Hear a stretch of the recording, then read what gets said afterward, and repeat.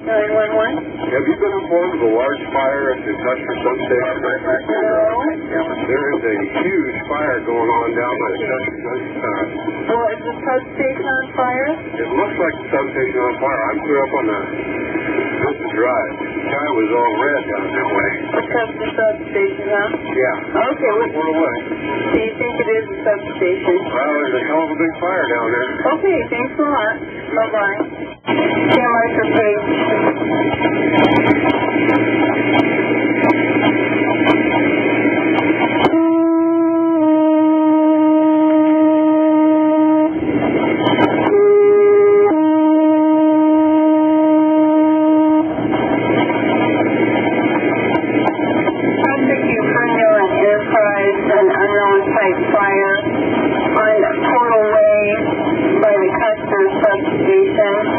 Contact the Enterprise and Ferndale, an unknown type fire on the portal by the Custer Substation, 2330 South.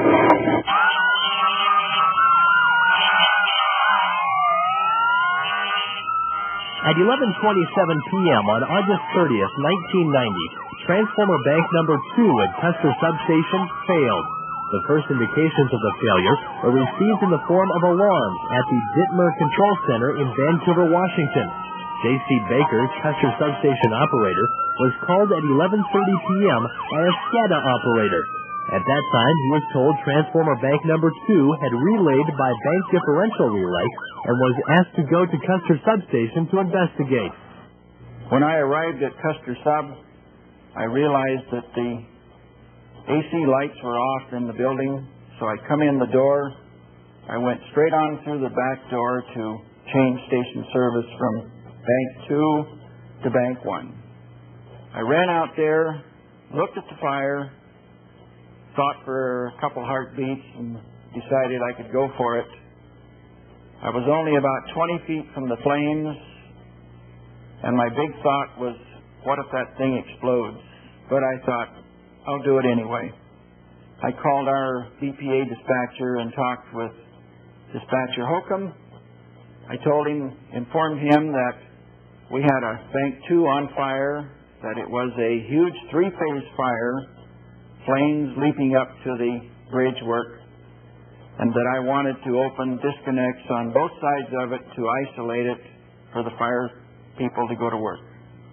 As I left the control house with my switch keys, I asked Chief Russell if he would accompany me on the switching. We left from roughly about here, went to this area, and opened this disconnect and that disconnect. And then we went back around the Bank 1. The fire was here, and we opened that disconnect. And then I pointed out that the fire was encroaching onto the spare transformer and asked if they could get that fire out first.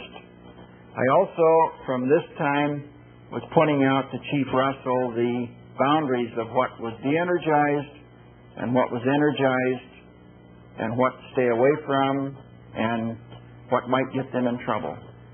By this time, 2 other BPA employees, Ben Denson, a substation operator, and Norm Campbell, an electrician, had arrived at the station. They took it upon themselves to assist J.C. Baker in safety watching the firefighting crews.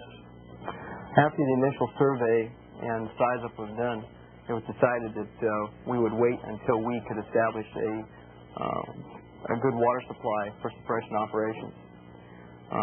Being no municipal water source in the area, we had to rely on tanker service to initiate or establish that water source. It was decided that a 5-inch line would be laid from the main gate into the area that we would begin suppression operations. Assistant Chief Thompson was directed in charge of operations at that time, and a command post was established at the control room. Tanker supply from Districts 3, 7, and 13 were initiated on a mutual aid alarm also. At that time, we also called for a foam tanker from an industrial site, Arco Cherry Point refinery. Another tanker, a foam tanker, was also called from a port facility at the Bellingham International Airport and staged on the main road at Portal Way. These these efforts were put into place before any type of suppression operations began. Chief Thompson was directed to put exposure lines on the ground fires, the day tank, and the transformer that was involved to the north of the three transformers on fire to try to save that. I was assigned to the operations section, and we took a hose line initially off the engine in to knock down some of the ground fires. We met with the safety watchers and decided that the best possible thing that we could do at the time was to protect the remaining transformers. And we went in between the spare transformer and the ones that were involved and protected those. As soon as all the foam that we could initiate from our fire district was put into place, and the foam lines on the north transformer was initiated, it had little or no effect at that time. The fire itself was out of control. We were limited with our water supply. Looking at it in retrospect, we needed at least 3,000 gallons a minute to have any chance of controlling it without foam. As soon as a foam tanker from the Cherry Point refinery arrived, it was set into place and 3 foam lines were initiated onto the transformers. This had a great effect on the fire, and within a matter of 5 to 10 minutes, we had control of the fire and 90% extinguishment. At that time, it really began a role of cooling the area and making sure that we did not have a reignition of the fire. The biggest hazard I thought existed was there might be PCBs in the oil, because I work in a substation with large transformers. But after talking with Baker, he said there was very low PCBs or no detectable, and so I felt that hazard was gone. After that, we felt the hazard was the transformers exploding. We noticed that they had vented out the top, so after a while we weren't too worried about that. After the fire had calmed down and we had extinguished what we thought extinguished most of it, and things quietened down just a little bit, another hazard that worried me a little bit at the time was in the center transformer.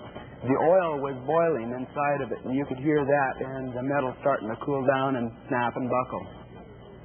Not having a municipal water source on site, we had to tank water in, and the local water jurisdiction or water association was depleted. We had to run an additional 4 miles to the city of Ferndale to supply water to the site. We would have fought a different type of fire if we would have had a large amount of water available. It took additional hours to cool the units because of the lack of water. We estimate that we only had 500 gallons a minute at any one time of water for the use in the suppression of the fire. During the course of the fire, the ground fire spread to an aluminum terminal cabinet and subsequently to the underground vault below and adjacent to this cabinet. Control wiring burning and arcing within these vaults caused the firefighters to be concerned about an unknown hazard.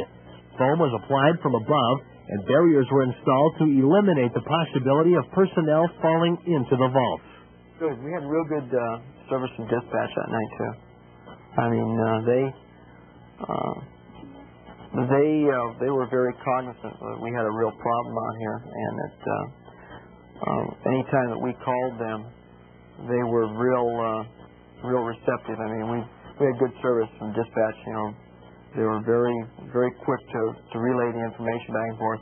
And we were working 2 frequencies and had 3 different cell phones online at one time. So we had mobile phone communication plus 2 different fire frequencies at different times working the area. So the communication is very important. And we were very fortunate that we had the availability to call on phone right from operations, and also to have multiple fire frequencies. One frequency was doing nothing but staging and water shuttle, and the other was operations, actually fighting the fire. So we were very fortunate in that case. I stayed at the 911 Operations Center as a staff officer from our district to assist the dispatcher there, she was getting a lot of information coming in from a variety of different agencies. The Sheriff's Department had their complete shift responding to the area and on scene. State Patrol was on scene. We're advising our communications center what conditions were at the freeway. There was some concern with the smoke as far as it drifting and whether we were going to have to evacuate any of the areas surrounding the point of the fire. Because of all of these, a lot of the decisions that were made, we had to make quickly at the operations center as to who we were going to call and who we were going to contact. So with the approval of my supervisor there, I contacted Chief Russell, and I was assigned as our liaison officer from our district at the operations center to stay there. Because of some of the concerns of possible contaminants in the smoke and the volume of smoke that we were having, I decided at that point that we should notify the Emergency Operations Center and the Director of Emergency Services. We assisted through the call out there of contact emergency services, and it was decided at that point that the Emergency Operations Center, EOC, should be opened up and bring in the representatives from all the agencies of the various agencies that are affected by EOC, which is Fire, Police, Sheriff's Department, Emergency Management, Road Department, to operate that. Luckily, at that time, as the call-outs were being made and as those decisions had been made, the units on the scene started to report that they were getting a handle on the fire. At that point, we decided to hold off on those call-outs, and we just held until we could see what the on-scene operations commander could tell us. A short time later, Chief Russell announced that he felt the fire was 99% under or 90% under control. So we then called the Director of Emergency Management again and advised Mr. Fitzgerald of that. And at that point, we decided to deactivate the DOC call-out and that we could handle it ourselves off from it. But the Operations Center still needed some help in there because they were getting numerous calls both on this fire, and we probably had about 6 or 8 other incidences going on during the time that our units were fighting this fire, both aid calls and fire calls in the city and county. I arrived at the scene at approximately 1 o'clock, which is 90 minutes after the fire started. When I got there, there was about 24 inches of foam on the ground surrounding the transformer, and 3 firemen were adding water to A and B phases to cool them down. A phase had a slight amount of smoke and fire coming from the openings. At this point, my first observation in walking around the transformer was to observe puddles of oil on top of the water. There didn't seem to be any oil pooling at all. So as C phase was cool, I grabbed 2 electricians, and at great risk to themselves, working in the foam and crushed insulator material, which is quite sharp. They connected hose to C phase and ran it to the oil trailer, from the oil trailer over to a oil tank next to the fence. After the oil was starting to be pumped, we began to get booms from the storage area. The booms that were in place, we ended up putting adjacent to the sidewalk area in an overlapping fashion, and then after the booms were in place, we then laid in rolled pads, which are about 3 feet wide and 40 feet long. These pads overlap the booms to form a continuous barrier. Then over the surface, we then added the small absorbent pads. This seemed to be effective in controlling the oil which was crossing the sidewalk area and going beyond the immediate spill area. We were called back in, and we pumped foam into those 2 transformers to try to initiate full extinguishment. We were somewhat unsuccessful. Initially, we had to pump the units almost half full of water to initiate full extinguishment on both those phases. Looking at it in retrospect, the transformers themselves are wound with paper or cardboard on the coils on the inside, and we feel that we had a Class A fires inside that we could not extinguish due to the amount of heat, just like a newspaper or a catalog burning the paper pages inside. So the only way for full extinguishment was to pump water into those, so we were out the next day doing that. The devastation could be really noticed the next day. with daylight and being able to inspect the destruction that had been caused by the fire. District 7 received an orientation from the Bonneville Power Administration approximately 10 to 12 days before the initiation of this fire. We viewed a videotape and talked about electrical hazards which would be present in the event of a fire in the substation. In fact, we were due to tour the facility on the 27th of this month. The orientation was very helpful. It showed what other fire departments in the same like situation had done and what their results were. We immediately knew, because of the lack of water, that we would have to initiate an attack with foam. The fire was fought in this manner because of that orientation. Our people have before, on occasions, toured the facilities, so they've had an understanding of what the hazards are. Also having BPA representatives at the fire and working as safety officers with us, we did not feel we were in any type of a hazard while we were fighting the fire or any of the operations were ongoing. We had people that were there to show us what hazards were present and where they were and what our parameters were for working the fire. The orientation really opened your eyes to what type of a fire could occur due to an explosion of one of the transformers. So the orientation, just like anything, it was helpful. All training is helpful to us. And I think that other fire departments that do cover substations, whether it be municipal or federal, should have some type of training available to them. 11 days prior to the bank fire, we did give a firefighters orientation to Fire District Number 7. We went to their headquarters on a drill night and gave them a videotape presentation with a video of firefighters and electricity. And we also showed them about a 15-minute videotape of a transformer fire which occurred up at BC Hydro Substation. And we also discussed certain points which are very important to us. One is that when they arrive at the station that they should stay outside the gate, don't cut locks and go in. They should wait for BPA electrical personnel to arrive on the scene and make the equipment safe for them to apply water to before they go to work.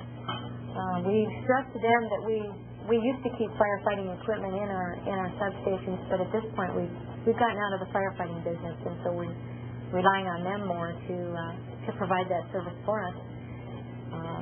Consequently, we relied on them or they should rely on us to give them the assurance that they're working safely within our substation yards. One of the things we stressed that night was that they may not necessarily be working in a totally de-energized yard, but they would be working in adjacent to or in close proximity to energized equipment. Something else that they gained from the BC Hydro fire tape was the fact that foam was very effective in fighting this type of fire, and the fact that they have a lot of training in fighting fires at a refinery, which basically are oil or petroleum-based fires, also contributed to the efficiency in the way they fought this fire.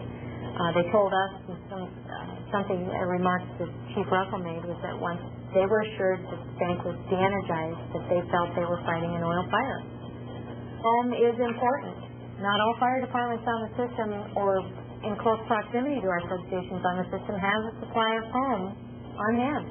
And I think that's maybe something that BPA may want to look into, possibly providing foam for these fire departments. You can usually rely on having a source of foam available in an airport, in case they have some type of a plane fire or something like that. But for the most part, these smaller fire departments, particularly the rural volunteer fire departments, will not have the supply of foam on hand. And as the fire department told us, when they were applying water, they felt the water was basically pretty ineffective. They couldn't apply enough water to cool the bank and to put the fire out. Once they got the foam on site, it was 20 minutes and they had the fire and the flames extinguished. How would I rate our district's performance? And I I don't think there's a rating high enough for the way that our firefighters from my district and the surrounding districts performed. We had a multi-jurisdictional operation which had a great effect to the county, and the residents don't even realize it. We had firefighters from 3 different districts alongside each other, all doing the same job. Our people were able to affect an objective that was given to them with limited resources. They were able to affect, contain, and extinguish the fire under hostile conditions. It seemed like certain things could not have gone better. We had good command officers in both staging and in operations, and we had liaison at the dispatch center that was helping to filter out unneeded traffic and items that would have only clogged or hampered the operations in the field. Our people were able to go in and do the job that they needed to do at the time, and they did it as professionally as possible. There is no higher rating that we can give them. I feel good about how the whole thing turned out. Everyone did an excellent job.